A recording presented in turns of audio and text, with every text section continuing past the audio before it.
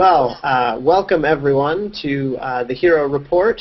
This is our second ever episode, and my name again is Ari Cohen. I'm an associate professor of political science at the University of Nebraska in Lincoln, and with me is Matt Langdon and also Zeno Franco. I'll turn it over to Matt to introduce himself and our guest. All right, hello again. I'm Matt Langdon. I run the Hero Construction Company, a program designed to teach heroism to kids. And today on the show we have Zeno Franco, whose name became known to me just after I started doing the program because of an article he wrote with Phil Zimbardo on the banality of heroism that was published in Greater Good magazine. I've since met Zeno and developed a friendship with him over the last 5 years, and he has agreed to come on the show today to have a quick discussion on how time has affected the definition of heroism. But first I want to let Zeno introduce himself and tell us a bit more about who he is and what he's doing, and we'll jump right in. Sure. Yeah, so I mean, in 2003 I started in graduate school and was appointed as a U.S. Department of Homeland Security Fellow and have been doing research in disasters. And as a result of that, got increasingly interested in basically how specific actors behave heroically in the context of disaster. For example, with 9/11, looking at one scientist who tried to point out that the air quality at the World Trade Center was really poor, and he was struggling to get that message across to the public and to the White House as well, and was just getting a lot of pushback from the administration at that time. And thinking through kind of what it takes to act heroically in the context of major organizations. And so then Phil Zimbardo and I started talking about some of these issues. I shared with him a sort of working paper around some of this. And we both realized that he was talking more about whistleblowers in certain contexts, and I was talking more about mavericks at that particular time. And we realized that the sort of the central theme was really heroic action. And so we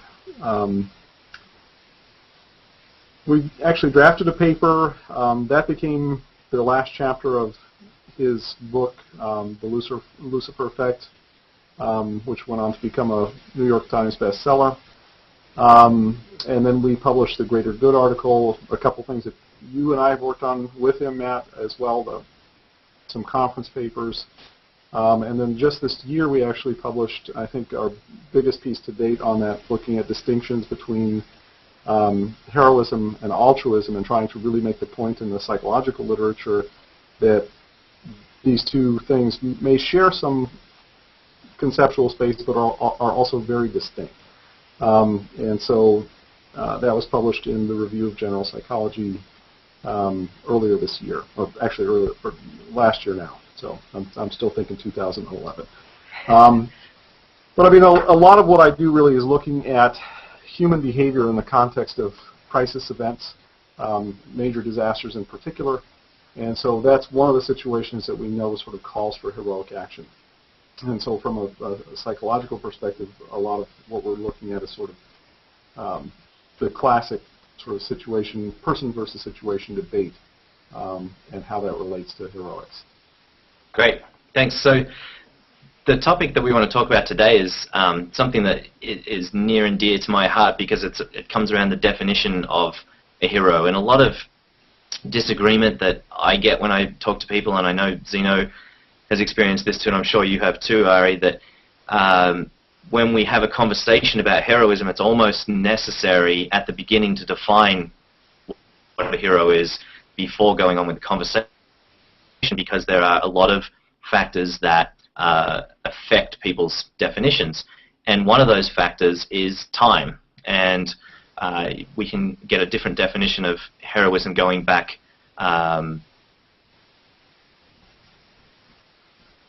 100 years, and we can get another different definition going back 1,000 years. So we want to kind of just start a conversation around that. And Ari, maybe you can start, because I know you've just finished a book looking at the 3 different types of heroism from the classical age. And I know, Zeno, you have expressed interest in how the definition changed pre and post World War I. So maybe we can kick off there. Ari, you go first, and then we can sort of go from there. Sure. Yeah, the way that you frame it, Matt, I think is exactly right. I spend a lot of time when I start talking to anybody, in an elevator or at a conference or my parents.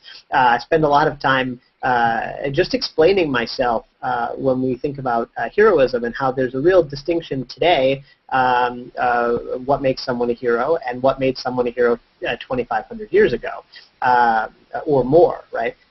Most people read the Iliad, and that's where my book starts. They read the Iliad and they don't see anything particularly heroic about the behavior of Achilles. Right? Here's a man who gets into a shouting match with his commander over a slave girl who has been taken as a prize, then decides to sit out the rest of the war effort and curses his comrades in arms, hoping that the gods will have things go terribly for them, so that they'll realize how much they needed him and how much better he is than they are. And when he finally does get back into the war, he behaves so brutally, and of course, most famously, drags the body of Hector around the camp several times a day for an extended period of time as part of his mourning process for his friend Patroclus. And people read that, of course, and they say, well, that doesn't seem particularly heroic to me. Right?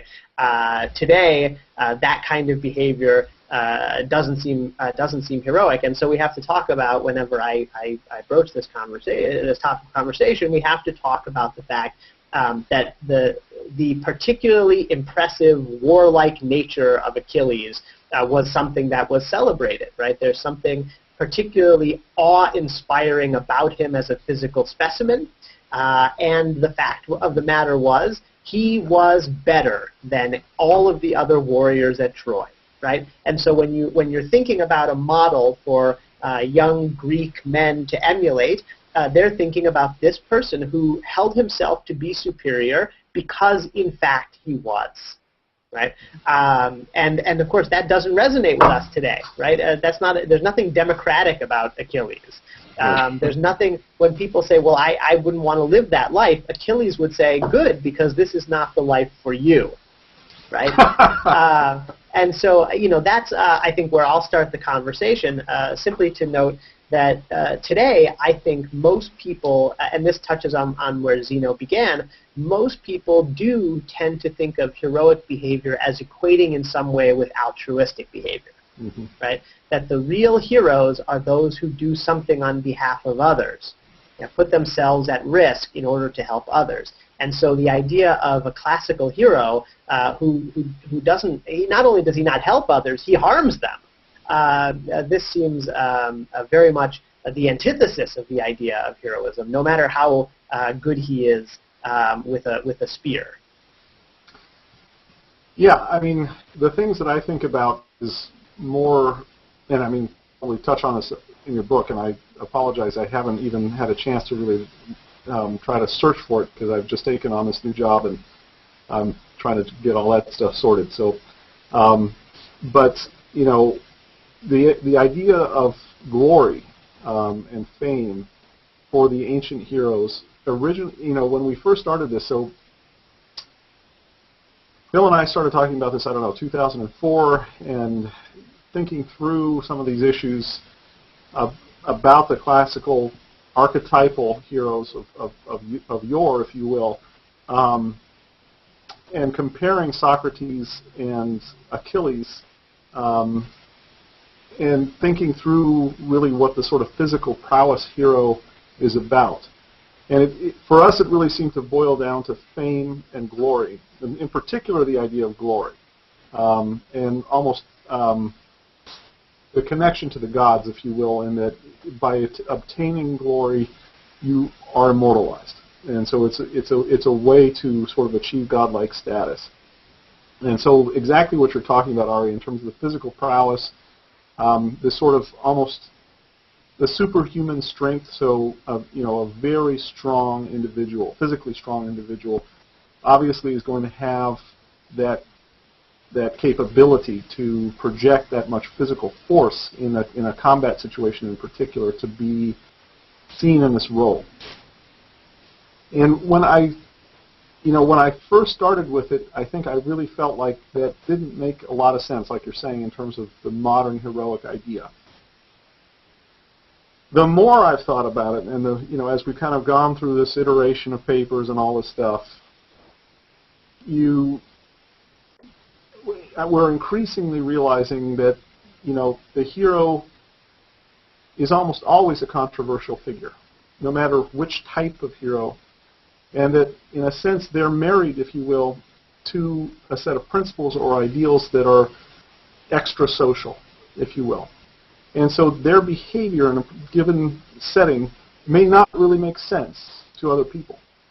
And so what you're saying, in certain situations, even today, a modern hero, by our modern standards, at first blush, their behaviors may be seen as almost harmful, either to individuals or to the community.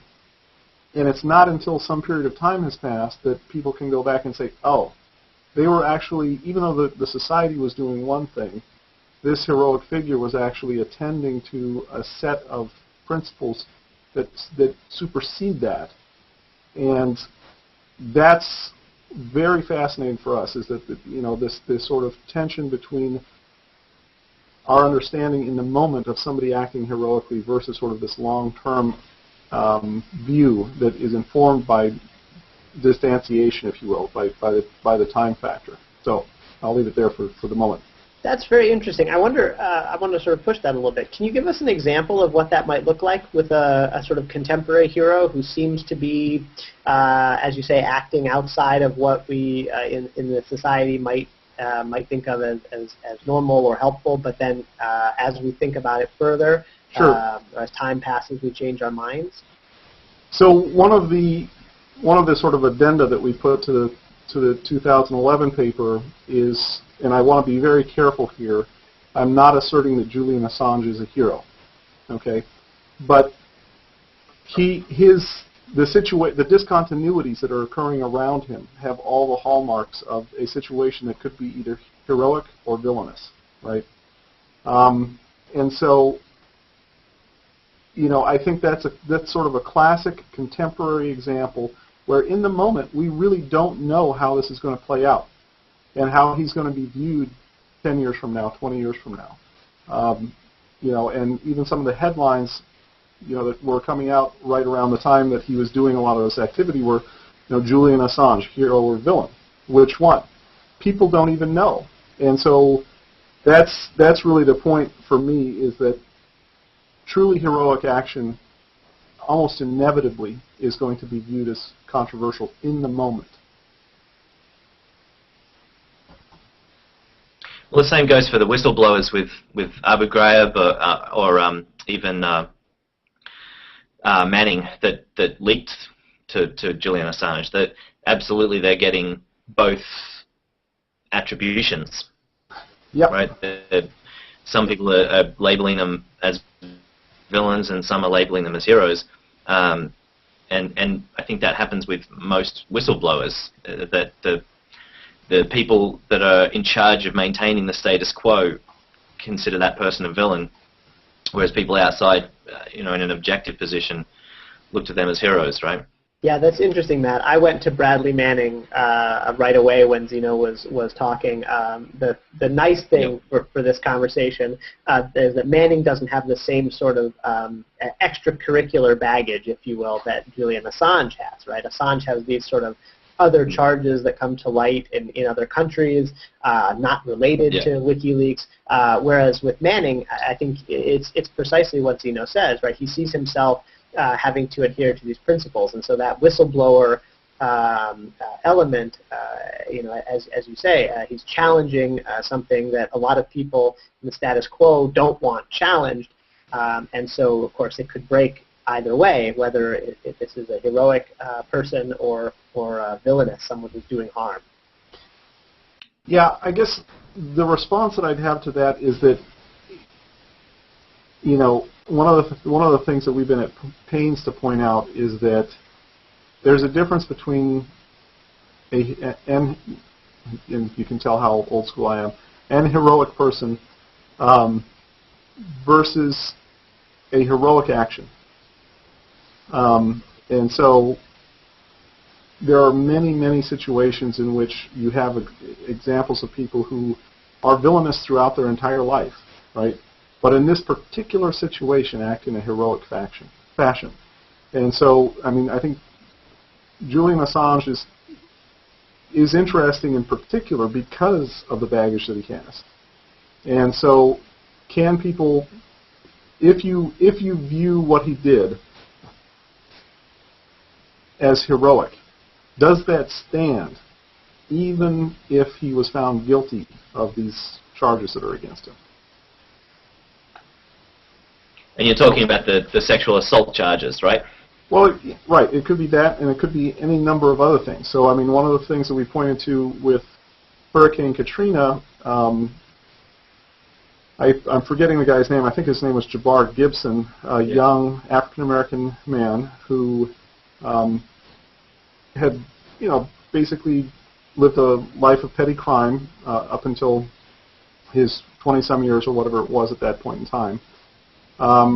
But commandeered a school bus and got a whole bunch of people on it and took off for Texas in it, basically evacuating these folks, and got there, got to Houston or wherever they were headed well before FEMA was able to accomplish the same thing, right? And so, you know, and I think, I'm not sure, but after the disaster, he may have gone back to committing crimes. I think he was arrested not that long after.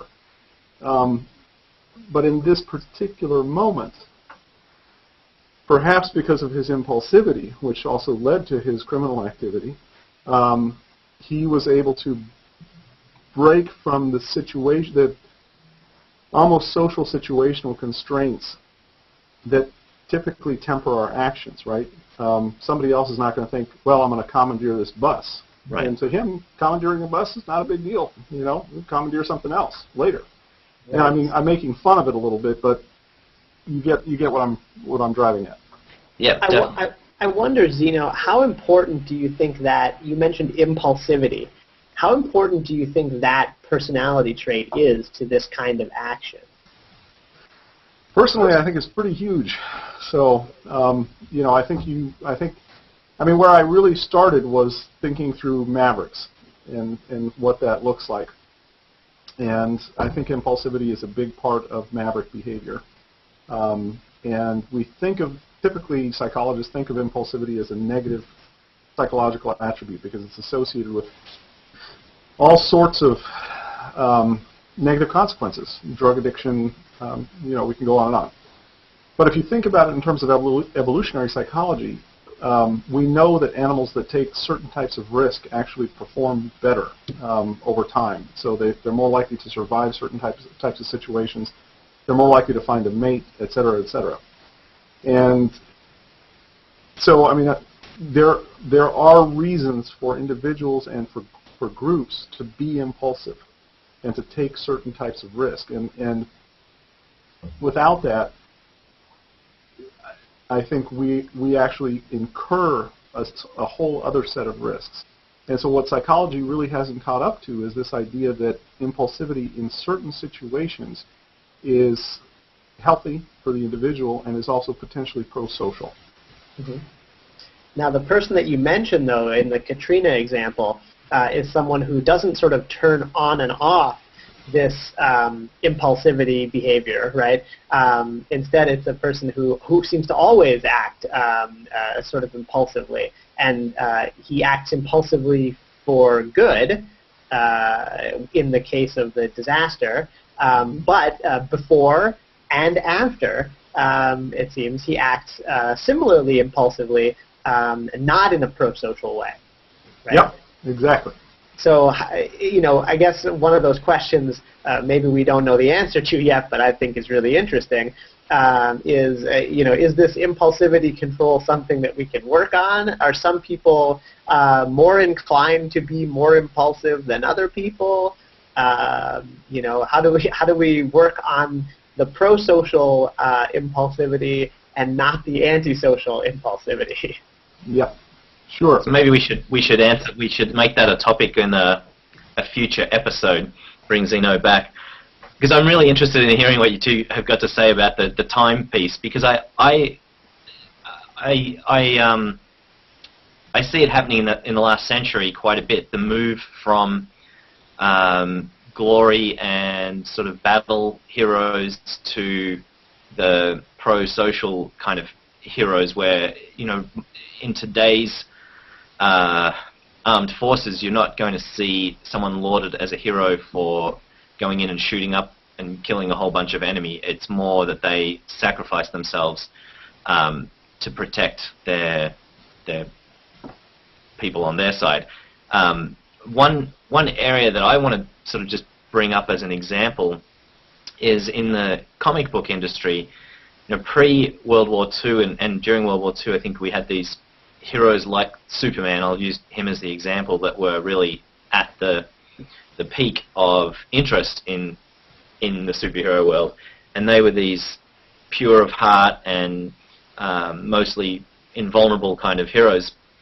And then at some point Stan Lee came into the field and thought, we need heroes that have flaws and that are relatable, and that gave birth to the Spider-Man or the X-Men. And it seems to me that at some point we wanted to be able to understand that we could be heroes, so that we didn't have to be an alien born on another planet and shot to Earth, that we could be just a normal person who had all these normal people problems, but we could do something. I think it's telling that Superman movies aren't incredibly popular anymore. But the movies that are popular are these characters that came from the Stan Lee mold, these flawed but heroic nevertheless. So Zeno, maybe you could talk about that at the start of the 20th century, that sort of transition there that you've written about before. Yeah, and this is something that we've touched on, and it's clear in the variety of literatures that we've looked at, but we really haven't explicated further. I think, again, up until World War I, there was in at least for Western Europe and the U.S., there was sort of the sense of heroism that I almost think of as a sort of a British version of it, that is focused really on the idea of gallantry. And that makes sense in one-to-one combat, or pitched combat, with forces that are literally physically facing one another, where you can see the man that you're about to kill, or the person that's about to kill you. And there's a code that goes along with it. And you and I, Matt, have talked a lot about sort of the code of honor. And there's a big difference between a code of conduct and a code of honor. And it's something that needs to be paid attention to a lot more, I think, as we think through how do we move some of these ideas back into sort of popular culture. But I think combatants at that time understood that there were rules about how you engaged the opposing force, and that you could become a hero for how you behaved on the battlefield.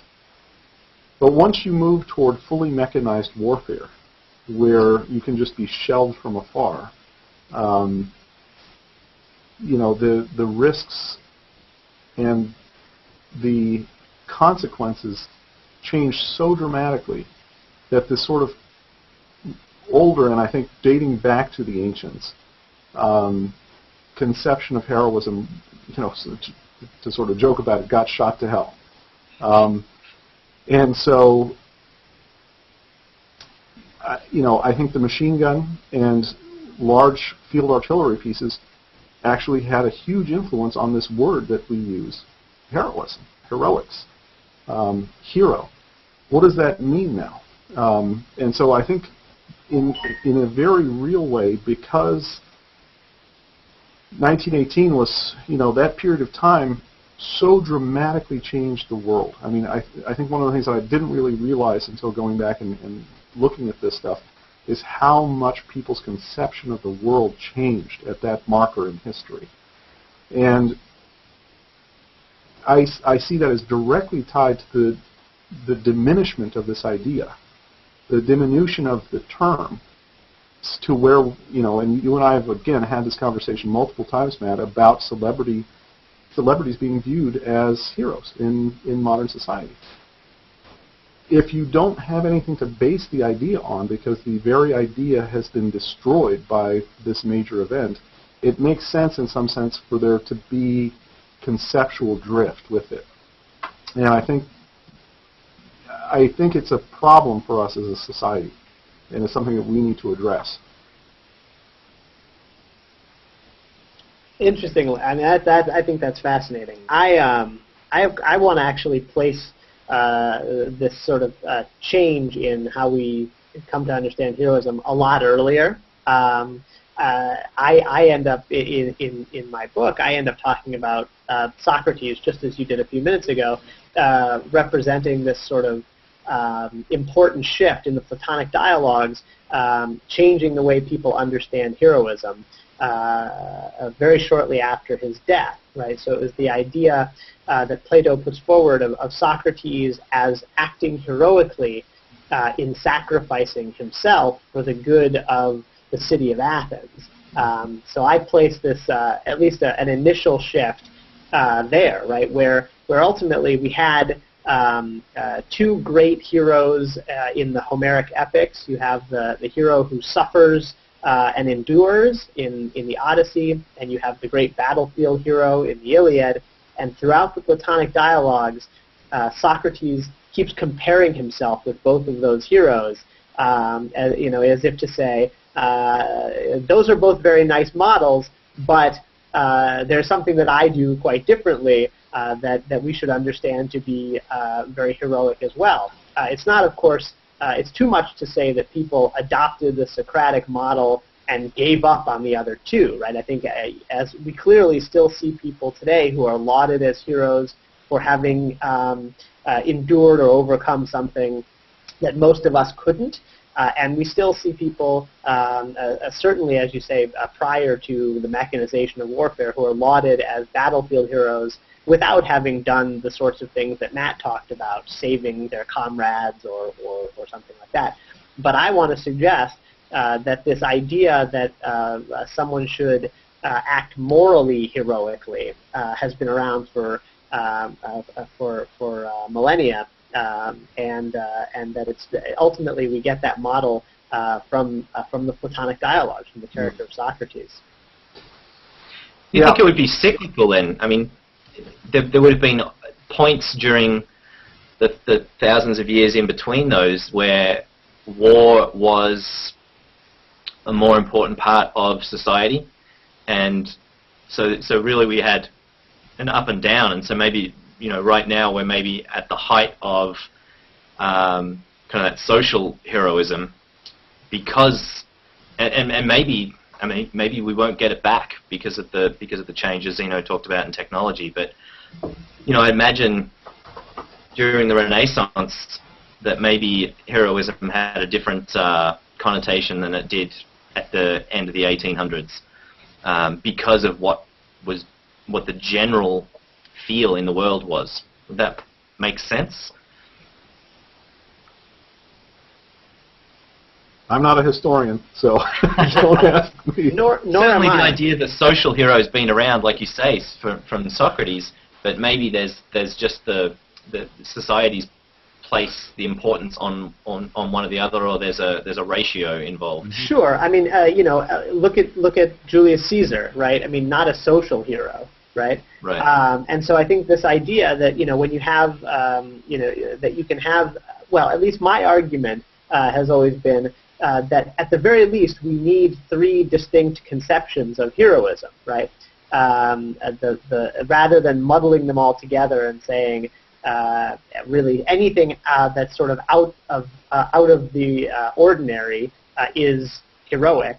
I want to argue for a little bit of conceptual clarity, right? So Ari, one of the things that we've done, recently is to distinguish empirically two different types of heroic action. And so I'm interested to hear about your three categories and see what the relationship is there. What were your two? Well, so basically it comes down to the risk type that's taken. So physical peril versus social sacrifice. And then within that, we also added in some psychological stuff looking at the justifiability of the risk. And so, when you have unjustified risk, those situations are typically looked at as being more heroic, also more potentially controversial as well. But really, we've looked at it in terms of duty-bound versus non-duty-bound and the risk type involved. That's really interesting. So I think this would actually be a really promising option for another time, because I know we have to get you out of here pretty soon. Because you're of course looking at motivation and categorizing that way, and ultimately where I ended up was looking at the action itself and categorizing it that way. Right? Yeah. I think that would be a fascinating discussion to see which of my categories fit into your two, or which of yours fit into my three. I think that would be a really interesting to look at. I've got three different ones as well. Okay. Yeah.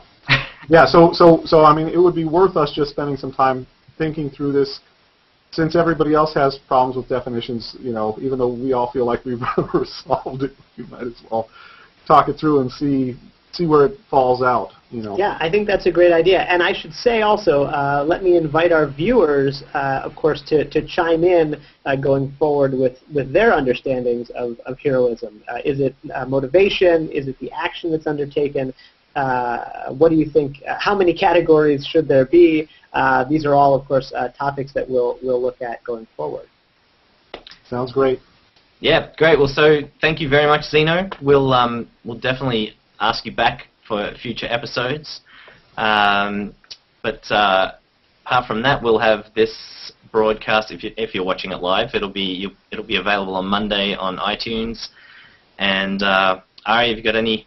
Well, Zeno, have you got any closing comments you'd like to share?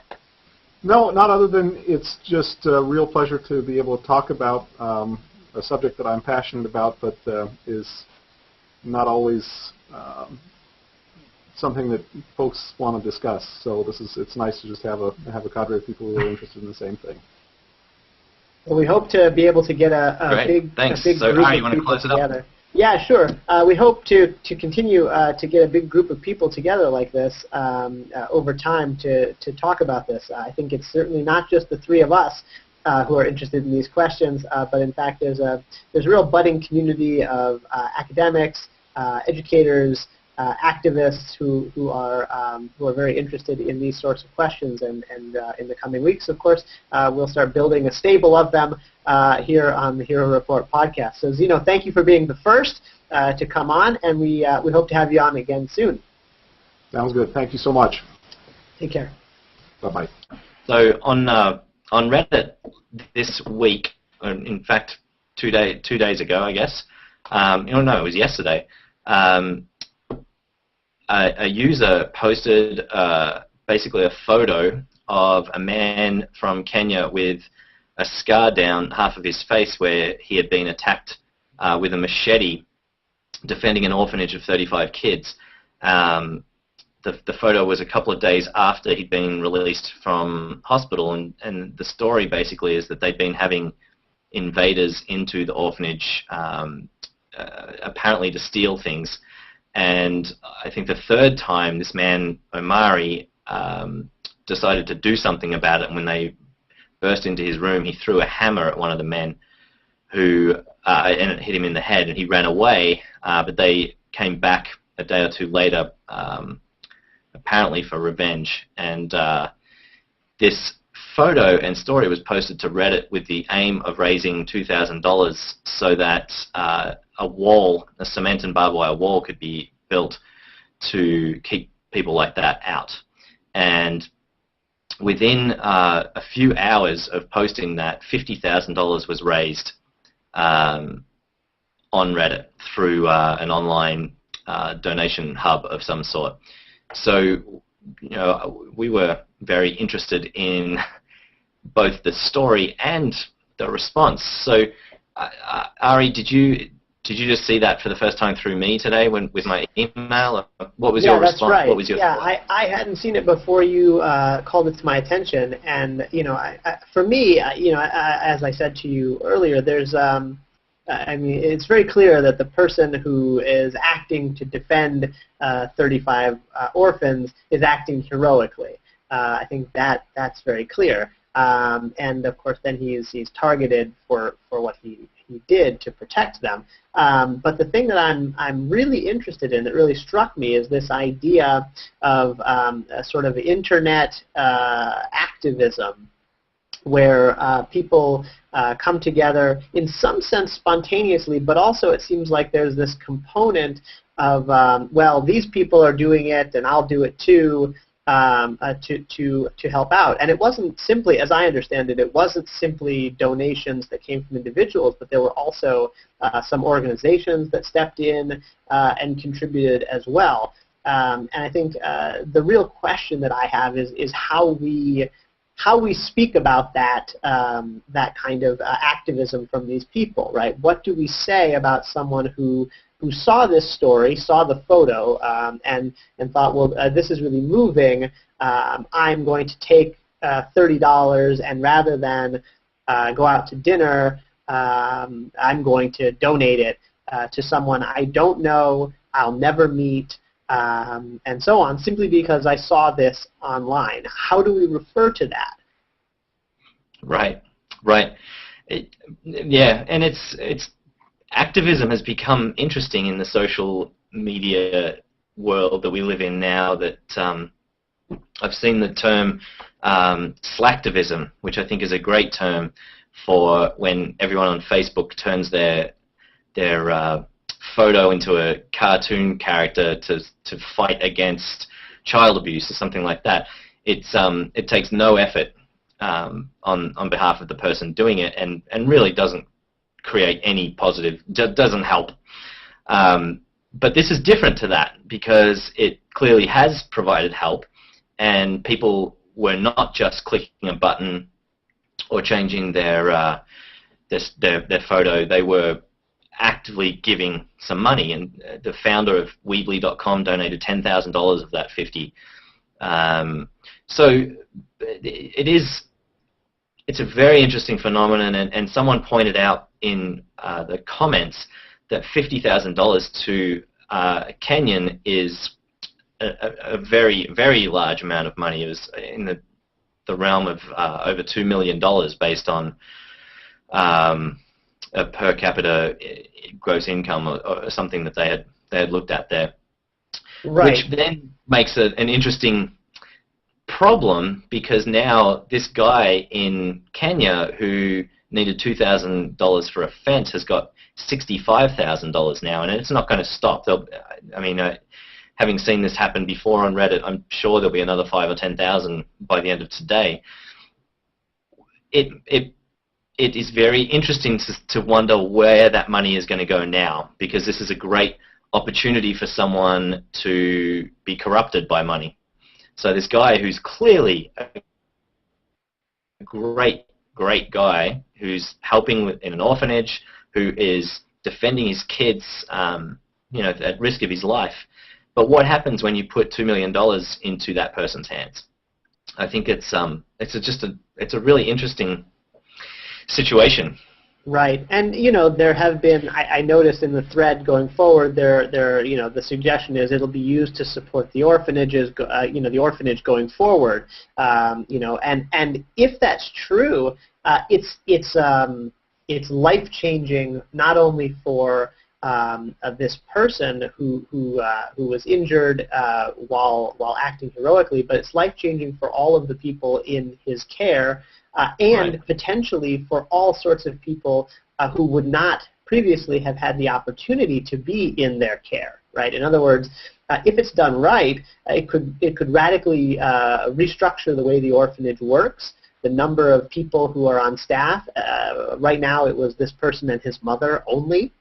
It could totally change who's provided care and who is doing the providing of care. There could be great good that comes out of it. Absolutely, and great good into the community too. That those kids will then get into the community and have had that experience. I know he hired a couple of security guards immediately because, again, you tell the community that you've just come into all of this money, then you're going to be a further target. If robbery was the originator of the whole problem, then you're going to get a lot more attention. Yeah, that's right. But yeah. as you say, I mean, the prospect, and I'll leave it here, but I think this is most interesting as well, the prospect of all of these young people who are facing all sorts of hardship and who were scared and who were essentially alone, left to fend for themselves, now are the beneficiaries of all of this essentially anonymous giving from abroad. And what they learn from these actions that were taken on their behalf, I think presents a real opportunity. Right. I think it'll be also. It's very interesting to me to think how can we replicate this kind of behavior, and it's hard because there needs to be some verification of the need, there needs to be verification of the identity, that kind of thing. But what can we do in a group like that to create heroism or promote it or teach it? It's very, very interesting to me. Well, that'll be a question for us going forward, right? What you do. I know this is, of course, an interest, very much an interest of yours, but what you can do to inculcate these sorts of responses in people, I think is a fascinating topic of conversation for us moving into the future. Right, absolutely. So let's leave it there, and we will be back on the air next Friday at 3 Central, 4 Eastern, with a topic yet to be decided and a guest yet to be decided. Yes, but tune in because, like today, it will be fascinating. Absolutely. Well, thanks, Ari. And, Matt, thank you again. Looking forward to seeing you soon. All right, thank you. Take care. Bye-bye.